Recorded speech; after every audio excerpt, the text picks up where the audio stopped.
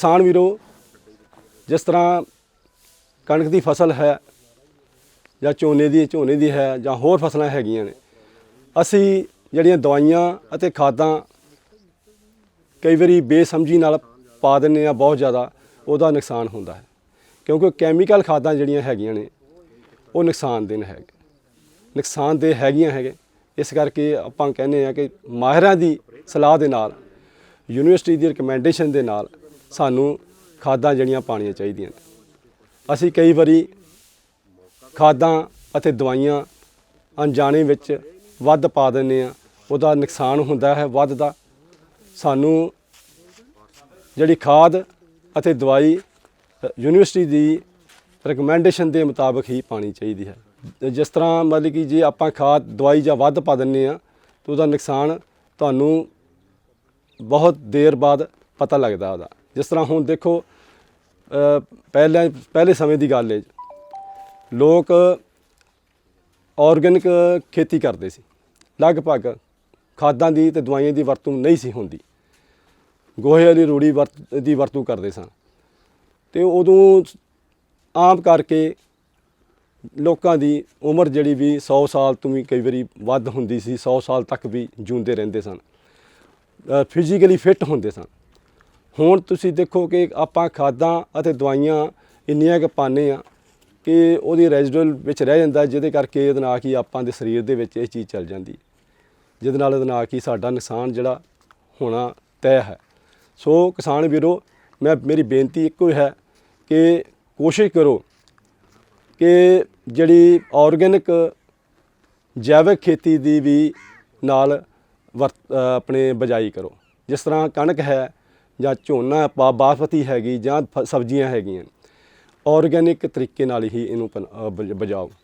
ਕਿਉਂਕਿ ਜਿਹੜੀ ਸਬਜ਼ੀ ਹੈ, ਖਾਸ ਕਰਕੇ ਅਸੀਂ ਜੇ ਬਾਜ਼ਾਰ 'ਚ ਲੈਣ ਜਾਂਦੇ ਹਾਂ, ਕਿਉਂਕਿ ਬਾਜ਼ਾਰ ਵਾਲੀ ਸਬਜ਼ੀ ਕਮਰਸ਼ੀਅਲ ਲੈਵਲ 'ਤੇ ਤਿਆਰ ਕੀਤੀ ਹੁੰਦੀ ਹੈ ਅਤੇ ਉਹਦੇ 'ਚ ਦਵਾਈਆਂ ਦੀ ਸਪਰੇਅ ਇੰਨੀ ਕੁ ਜ਼ਿਆਦਾ ਹੁੰਦੀ ਹੈ ਕਿ ਜਿਹਦਾ ਨਾਲ ਕਿ ਤੁਸੀਂ ਅੰਦਾਜ਼ਾ ਨਹੀਂ ਲਾ ਸਕਦੇ।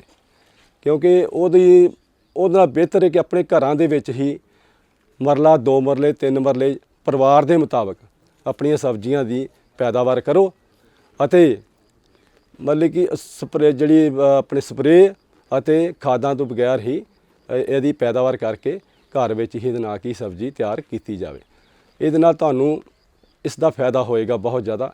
ਕਿਉਂਕਿ ਜਦੋਂ ਤੁਸੀਂ ਦੇਖੋਗੇ ਘਰ ਦੀ ਸਬਜ਼ੀ ਤਿਆਰ ਕੀਤੀ, ਜਦੋਂ ਆਪਾਂ ਬਣਾਉਂਦੇ ਹਾਂ ਘਰ ਦੇ ਵਿੱਚ, ਅਤੇ ਜਿਹੜੀ ਬਾਜ਼ਾਰ 'ਚੋਂ ਲਿਆ ਕੇ ਸਬਜ਼ੀ ਤਿਆਰ ਕਰਨੇ ਆਪਾਂ ਖਾਣਾ ਤਿਆਰ ਕਰਨੇ ਆ, ਉਹਦਾ ਜ਼ਮੀਨ ਸਮਾਨ ਦਾ ਫਰਕ ਹੁੰਦਾ।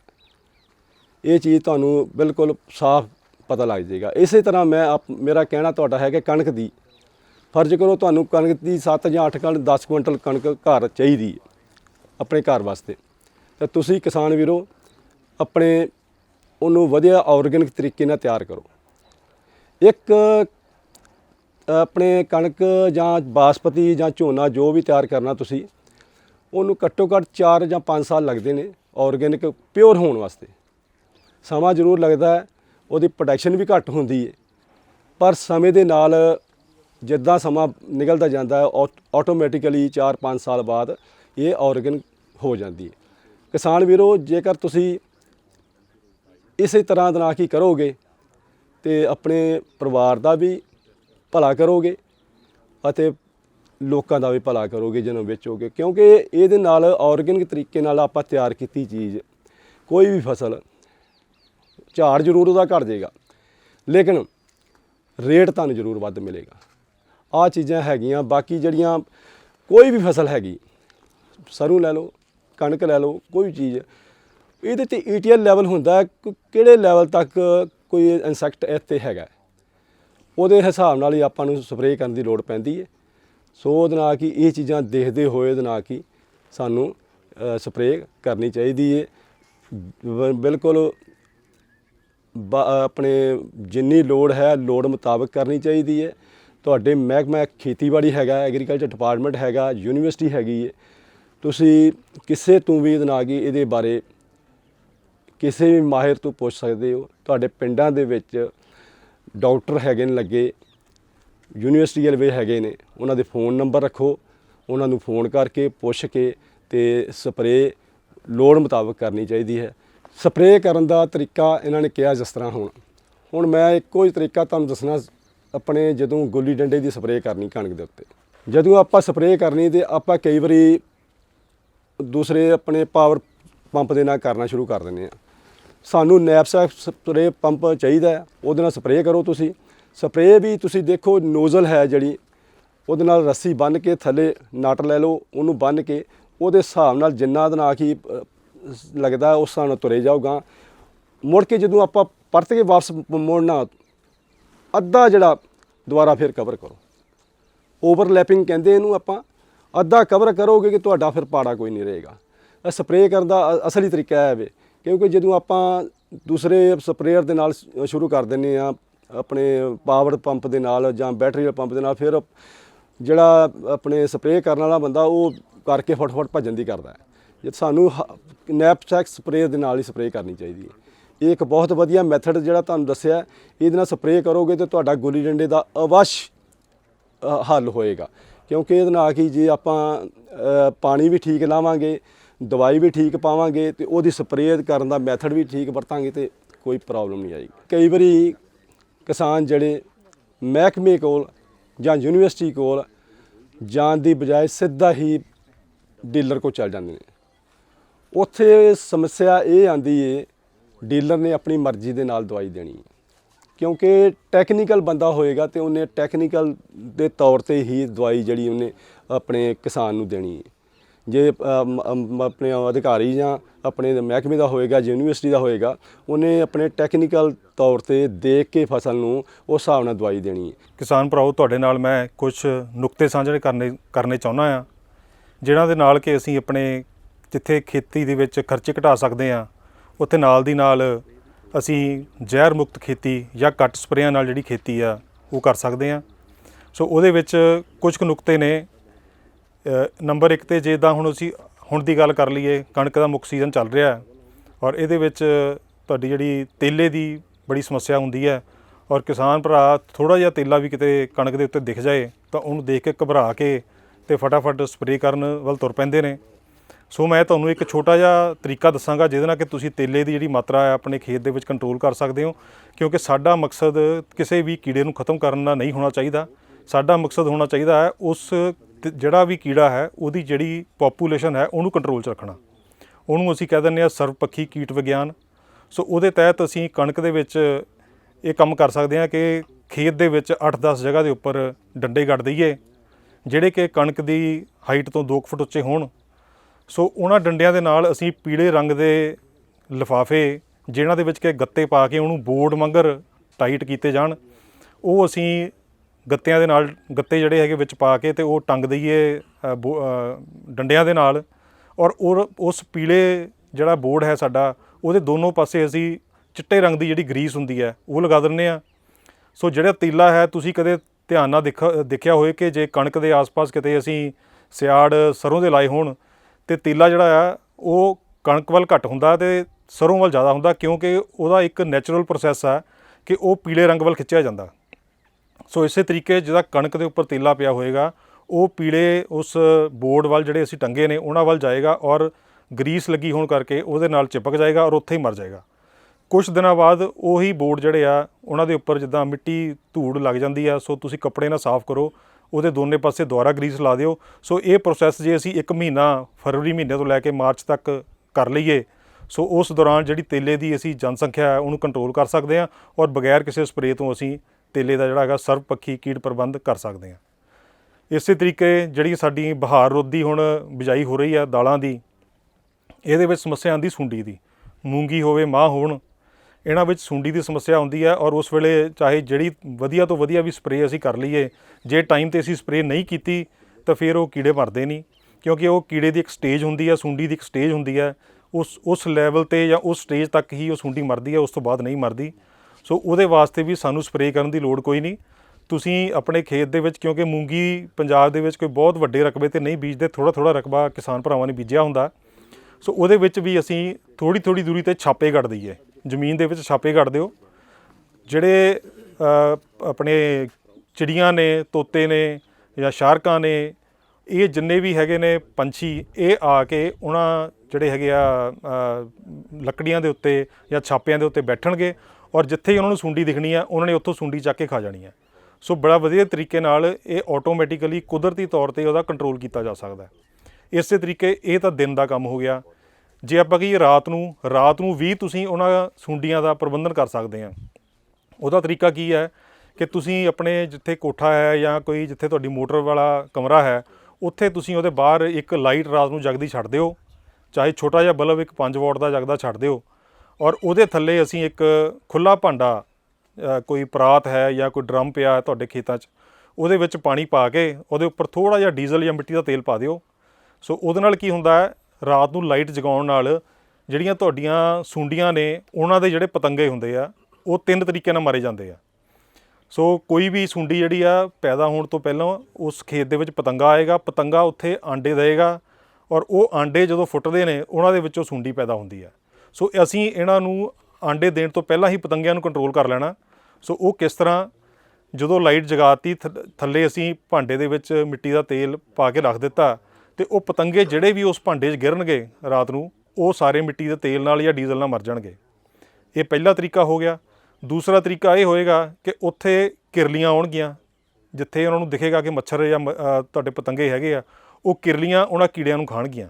ਜਦੋਂ ਉਹ ਕਿਰਲੀਆਂ ਖਾ ਗਈਆਂ ਅਤੇ ਥੱਲੇ ਜਿਹੜੇ ਪਤੰਗੇ ਕਿਰਲੀਆਂ ਦੇ ਕਾਬੂ ਵੀ ਨਹੀਂ ਆਏ, ਜ਼ਮੀਨ 'ਤੇ ਗਿਰੇ, ਉਹ ਥੱਲੇ ਜਿਹੜੇ ਆ ਡੱਡੂ ਹੋਣਗੇ। ਸੋ ਡੱਡੂ ਉਹਨਾਂ ਪਤੰਗਿਆਂ ਨੂੰ ਖਾਣਗੇ। ਸੋ ਇਸ ਤਰੀਕੇ ਨਾਲ ਤੁਸੀਂ 60 ਤੋਂ 70% ਜਿਹੜਾ ਇਹਨਾਂ ਕੀੜਿਆਂ ਦਾ ਔਰ ਇਹਨਾਂ ਦਾ ਸੁੰਡੀਆਂ ਦਾ ਬੜੇ ਆਰਾਮ ਨਾਲ ਕੰਟਰੋਲ ਕਰ ਸਕਦੇ ਹੋ। ਸੋ ਲੋੜ ਹੈ ਸਿਰਫ ਇਸ ਪਾਸੇ ਨੂੰ ਥੋੜ੍ਹਾ ਜਿਹਾ ਧਿਆਨ ਦੇਣ ਦੀ। ਜੇ ਅਸੀਂ ਚਾਹੁੰਦੇ ਹਾਂ ਕਿ ਸਾਡੀ ਸਿਹਤ ਚੰਗੀ ਰਹੇ, ਸਾਡੇ ਰਿਸ਼ਤੇਦਾਰਾਂ ਦੀ, ਆਸ-ਪਾਸ ਲੋਕਾਂ ਦੀ, ਸਾਡੀ ਲੋਕਾਂ ਪ੍ਰਤੀ ਵੀ ਜ਼ਿੰਮੇਵਾਰੀ ਹੈ। ਸਿਰਫ ਅਸੀਂ ਇਹ ਨਾ ਸੋਚੀਏ ਕਿ ਅਸੀਂ ਆਪਣੇ ਵਾਸਤੇ ਪੈਦਾ ਕਰਨੀ ਹੈ। ਕੋਈ ਵੀ ਜਿਣਸ ਜਿਹੜੀ ਤੁਸੀਂ ਪੈਦਾ ਕਰਦੇ ਹੋ ਉਹ ਮੰਡੀ 'ਚ ਜਾਂਦੀ ਹੈ ਔਰ ਮੰਡੀ ਦੇ ਵਿੱਚ ਹਰੇਕ ਤਰ੍ਹਾਂ ਦਾ ਖਰੀਦਦਾਰ ਹੈ, ਉਹ ਖਰੀਦ ਕੇ ਆਪਣੇ ਘਰ ਲੈ ਕੇ ਜਾਂਦਾ। ਜੇ ਅਸੀਂ ਚੰਗੇ ਤਰੀਕੇ ਨਾਲ ਬਗੈਰ ਆਪਣੇ ਜ਼ਹਿਰਾਂ ਤੋਂ ਖੇਤੀ ਕੀਤੀ ਹੋਏਗੀ ਸੋ ਇਹਨਾਂ ਚੀਜ਼ਾਂ ਦਾ ਓਵਰਆਲ ਸਾਰੇ ਹੀ ਲੋਕਾਂ ਨੂੰ ਉਹਦਾ ਫਾਇਦਾ ਹੋਏਗਾ। ਜ਼ਹਿਰ ਮੁਕਤ ਖੇਤੀ ਭਾਵ ਜਿਹਨੂੰ ਅਸੀਂ ਕੁਦਰਤੀ ਖੇਤੀ ਦਾ ਵੀ ਨਾਂ ਦਿੰਦੇ ਹਾਂ, ਕੈਮੀਕਲ ਪੈਸਟੀਸਾਈਡ ਫਰੀ ਖੇਤੀ ਵੀ ਕਹਿੰਦੇ ਆ, ਉਹ ਕਰ ਰਿਹਾ। ਲਗਭਗ ਹਰ ਇੱਕ ਫਸਲ ਮੈਂ ਉੱਥੇ ਪੈਦਾ ਕਰਦਾ ਹਾਂ। ਮੇਨ ਕੰਮ ਜਿਹੜਾ ਮੇਰਾ ਹੈਗਾ ਉਹ ਗੁੜ ਸ਼ੱਕਰ ਦਾ ਆ। ਹਰ ਇੱਕ ਸ਼ੇਪ ਗੁੜ ਨੂੰ ਦਿੰਦਾ ਮੈਂ, ਜਿਹਦੇ ਵਿੱਚ ਮੇਰੀ ਜਿਹੜੀ ਗੁੜ ਕੈਂਡੀ ਆ ਉਹ ਕਾਫੀ ਮਸ਼ਹੂਰ ਆ। ਬਿਲਕੁਲ ਵੀ ਕਿਸੇ ਵੀ ਕੈਮੀਕਲ ਨਾਲ ਮੈਂ ਕਦੀ ਸਮਝੌਤਾ ਨਹੀਂ ਕੀਤਾ। ਇੱਥੋਂ ਤੱਕ ਕਿ ਮੇਰੇ ਪ੍ਰੋਡਕਟ ਜਿਹੜੇ ਹੈਗੇ ਆ ਉਹ 110 ਰੁਪਏ ਤੋਂ ਲੈ ਕੇ 250 ਰੁਪਏ ਕਿਲੋ ਤੱਕ ਵਿਕਦੇ ਆ ਅਤੇ ਉਹਨਾਂ ਵਿੱਚ ਮਿੱਠਾ ਸੋਡਾ ਤੱਕ ਵੀ ਨਹੀਂ ਵਰਤਿਆ ਜਾਂਦਾ, ਤਾਂ ਕਿ ਕੋਈ ਵੀ ਕੈਮੀਕਲ ਜਿਹੜਾ ਹੈਗਾ ਜਿਹੜਾ ਬੱਚਿਆਂ ਲਈ ਜਾਂ ਬਜ਼ੁਰਗਾਂ ਲਈ ਖਤਰਨਾਕ ਗਿਣਿਆ ਜਾਂਦਾ, ਉਹਦੀ ਵੀ ਵਰਤੋਂ ਨਾ ਕੀਤੀ ਜਾ ਸਕੇ। ਇਸ ਤੋਂ ਇਲਾਵਾ ਸੀਜ਼ਨਲ ਸਬਜ਼ੀਆਂ ਲਗਭਗ ਸਾਰੀਆਂ ਮੈਂ ਲਾਉਣਾ ਅਤੇ ਉਹਨਾਂ ਦੀ ਜਿਹੜੀ ਸੇਲ ਹੈਗੀ ਹੈ, ਅਸੀਂ ਇੱਥੇ ਇੱਕ ਹੁਸ਼ਿਆਰਪੁਰ ਵਿੱਚ IFA ਰਜਿਸਟਰਡ ਸੁਸਾਇਟੀ ਬਣਾਈ ਹੈ, ਜਿਹਦੇ ਅੰਡਰ ਆਤਮਾ ਕਿਸਾਨ ਹੱਟ ਜਿਹੜੀ ਕਿ ਸਾਨੂੰ ਡਿਪਾਰਟਮੈਂਟ ਨੇ ਦਿੱਤੀ ਹੈ। ਭਾਵੇਂ ਅਸੀਂ ਆਪਣੀ ਕਲੈਕਸ਼ਨ ਨਾਲ ਇਹਨੂੰ ਤਿਆਰ ਕੀਤਾ, ਪਰ ਮਹਿਕਮੇ ਦਾ ਇੰਨਾ ਸਹਾਰਾ ਬਹੁਤ ਸੀ ਸਾਡੇ ਲਈ। ਇਸ ਹੱਟ 'ਤੇ ਲਗਭਗ ਮੇਰੇ ਸਾਰੇ ਪ੍ਰੋਡਕਟ ਵਿਕਦੇ ਹੈ ਅਤੇ ਉਸ ਤਰ੍ਹਾਂ ਨਾਲ ਮੈਂ ਅੱਜ ਤੱਕ ਕੋਈ ਵੀ ਜਿਹੜੀ ਚੀਜ਼ ਹੈਗੀ ਹੈ, ਕੋਈ ਵੀ ਜਿਹੜੀ ਮੇਰੀ ਫਸਲ ਆ, ਉਹ ਗਾਹਕ ਨੂੰ ਸਿੱਧੀ ਵੇਚੀ ਹੈ ਸਿਵਾਏ ਇਸ ਕਿਸਾਨ ਹੱਟ ਤੋਂ। ਅਤੇ ਨਾਲ ਦੀ ਨਾਲ ਮੈਂ ਪ੍ਰੋਸੈਸ ਕਰਕੇ ਵੇਚਦਾ ਹਾਂ। ਜੇ ਮੇਰੇ ਕੋਲ ਕਣਕ ਆ ਤਾਂ ਮੈਂ ਉਹਦਾ ਆਟਾ ਵੇਚਦਾ ਹਾਂ, ਜੇ ਮੱਕੀ ਆ ਤਾਂ ਉਹਦਾ ਆਟਾ ਵੇਚਦਾ ਹਾਂ। ਹੁਣ ਮੈਂ ਮਿਲਟ ਜਿਹੜੇ ਆ ਇਹ ਵੀ 2 ਸਾਲ ਤੋਂ ਬੀਜਣੇ ਸ਼ੁਰੂ ਕੀਤੇ ਹੈ, ਜਿਨ੍ਹਾਂ ਵਿੱਚ ਹਰ ਇੱਕ ਪ੍ਰਕਾਰ ਦੇ ਮਿਲਟ ਮੈਂ ਬੀਜਦਾ ਹਾਂ। ਬਾਜਰਾ, ਰਾਗੀ, ਕੰਗਣੀ, ਕੋਧਰਾ, ਕੁਟਕੀ, ਭਾਵ ਕਹਿਣ ਦਾ ਕਿ ਹਰੀ ਕੰਗਣੀ, ਇਹ ਜਿਹੜੇ ਮਿਲਟ ਹੈਗੇ ਆ ਇਹਨਾਂ ਵਿੱਚੋਂ ਕੁਝ ਪੋਜ਼ੀਟਿਵ ਆ, ਕੁਝ ਨਿਊਟਰਲ ਆ, ਜਿਹੜੇ ਕਿ ਸਿਹਤ ਲਈ ਬਹੁਤ ਚੰਗੇ ਹੈ।